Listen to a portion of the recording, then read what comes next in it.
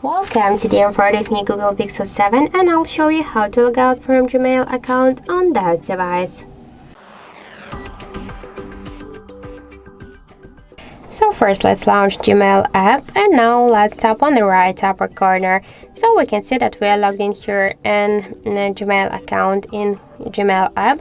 And if you want to log out from Gmail account in the application, we should log out from Google account on our device. And to do that, we should click here to manage accounts of this device, click here to this account and click remove account. After that, just confirm your action and tap to OK.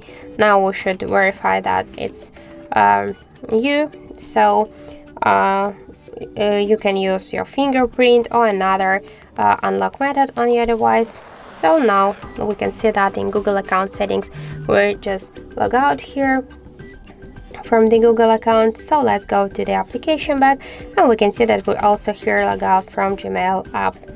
So that's it. Thank you for watching, and if you find this video helpful, don't forget to leave a like, comment and to subscribe our channel.